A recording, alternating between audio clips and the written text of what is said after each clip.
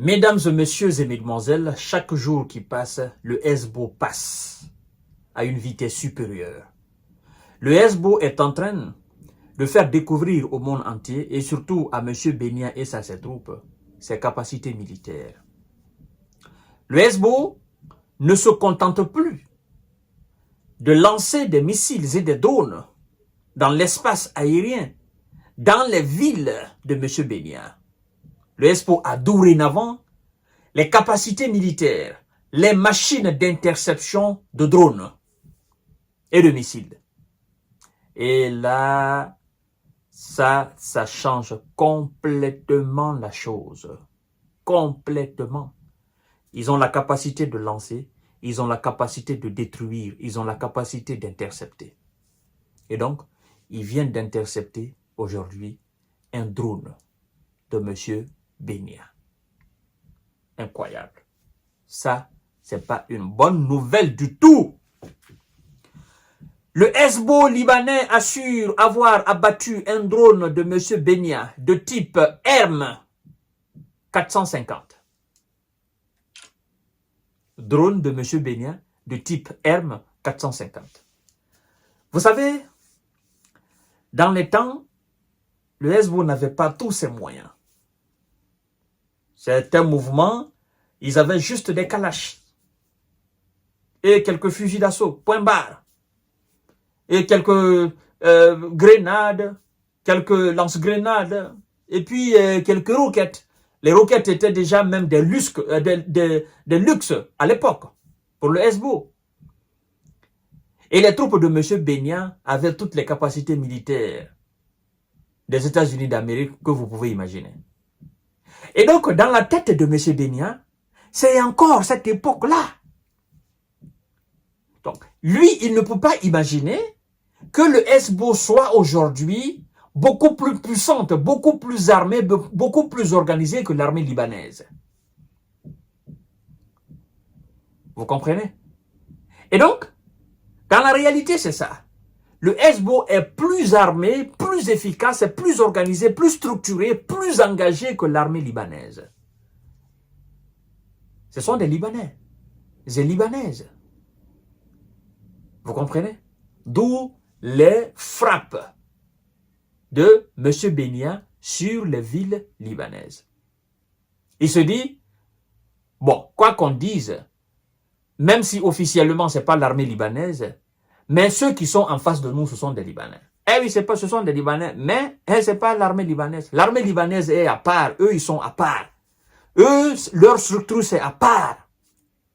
C'est une armée à part, très organisée, qui a maintenant les gros moyens d'attaque, de contre-attaque.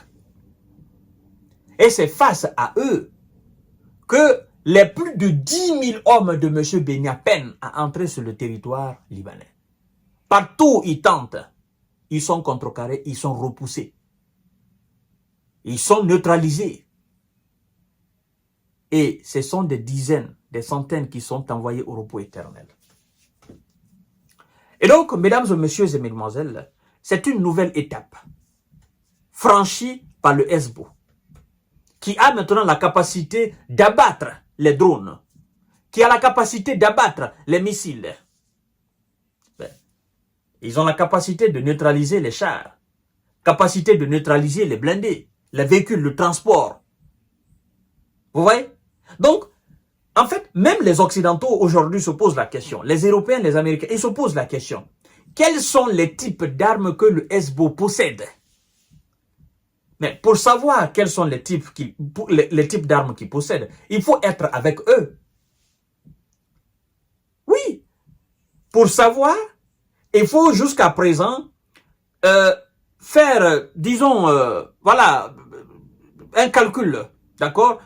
Les armes qu'ils ont utilisées jusqu'à présent, les drones ou les missiles qu'ils ont utilisés jusqu'à présent, prouvent à suffisance qu'ils ont ces armes, c'est-à-dire les propulseurs de missiles là, ils en ont.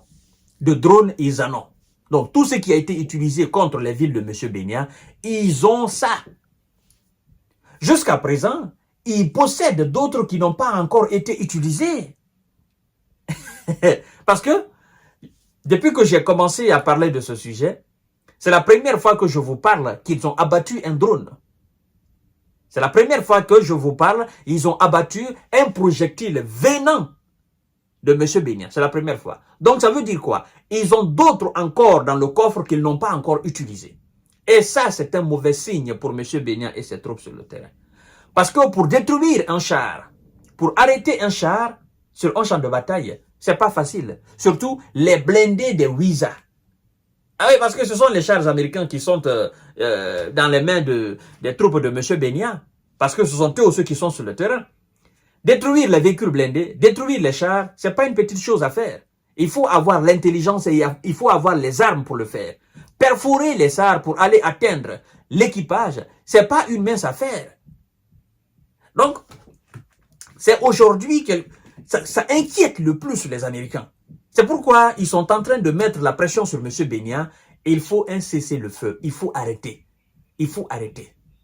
Parce que ces gens-là, on ne sait pas qui les arme. On ne sait pas, ils sortent d'où les missiles, ils sortent d'où les drones, ils sortent d'où l'artillerie. On ne sait pas qui les arme. Les Américains, ils ont quelque chose dans la tête. Et cette chose-là, moi, je vais vous l'avouer. Si vous avez oublié. Quand ils ont commencé à entrer sur le territoire russe et qu'ils ont commencé à frapper le territoire russe, Vladimir Poutine a déclaré quelque chose qui a inquiété le plus les Américains. Il a dit ceci. Nous serons dorénavant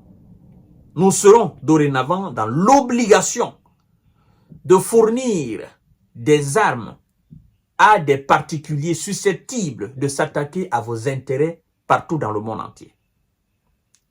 Nous serons dans l'obligation de fournir des armes à des particuliers susceptibles de s'attaquer à vos intérêts. Parce que vous vous attaquez à nos intérêts, nous serons dans l'obligation de les faire.